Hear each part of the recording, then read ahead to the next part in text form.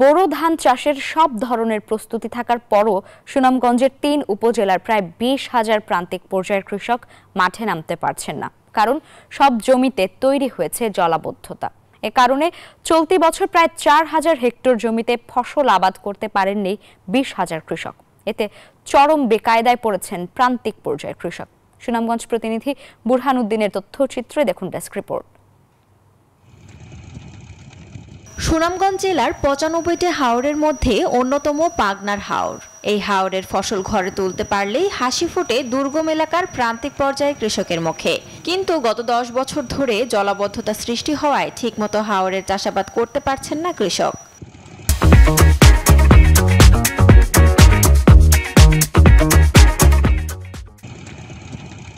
তবে সেই কষ্ট নিরসনে ২০২৩-২৪ অর্থ বছরে পানি নিষ্কাশনের জন্য ৪ কোটি টাকা ব্যয়ে কানাইখালী নদী খনন প্রকল্পের কাজ শুরু হয়। তবে অপরিকল্পিত খনন কাজের কারণে এসব প্রকল্প সাফল্যের মুখ দেখেনি। এতে চাষাবাদ করতে না পারায় চরম দুশ্চিন্তায় কৃষক।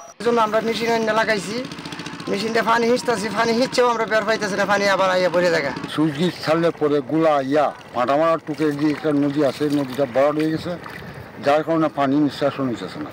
এই হিসাবে মনে করেন যে আমরা যে পানি নিষ্কাশনের রাস্তাটা ওইটা যদি খনন করে দেওয়া হইতো, আমরা লেগে মনে করেন যে অনেক উপকার হইতো। জলবদ্ধতা হওয়াতে আমাদের রুয়া অনেক ক্ষতি হয়, যে বাইকটি থাকার সময় আমরা তো চাইতেছি যে সময় আগে রুইতাম। হাওরের জলাবদ্ধতা নিরসনে সর্বোচ্চ চেষ্টা করা হচ্ছে বলে জানান এই কৃষি কর্মকর্তা। আমরা জেলা প্রশাসন এবং উপজেলা প্রশাসনের মাধ্যমে এবং পানি উন্নয়ন বোর্ডের সহযোগিতায় ইতিমধ্যে পিআইসি গঠনের মাধ্যমে এই জলাবদ্ধ জমিতেও আমাদের আবাদ কার্যক্রম চলমান আছে। আর পানি উন্নয়ন বোর্ড বলছে কানাইখাল নদী খনন করে সমস্যা সমাধানের চেষ্টা চলছে। আমাদের পানি উন্নয়ন বোর্ড কর্তৃক যে আমাদের পাইপলাইন যে প্রকল্পটা আছে সেখানে অন্তর্ভুক্ত করা হয়েছে। তবে যদি সেটি এই বছরের ভিতরে পাস না হয়, তা আমরা আগামী বছর আমাদের যে উন্নয়ন রাজস্ব খাতে যে বরাদ্দ আছে তার মাধ্যমে এটি খনন করে স্থায়ী সমাধানের চেষ্টা করব। চলতি বছর সুনামগঞ্জের হাওড় অঞ্চলের প্রায় ১০ লাখ কৃষক ২,২৩,৪১০ হেক্টর জমিতে বোরো চাষাবাদ করেছেন। Desk report, news 24।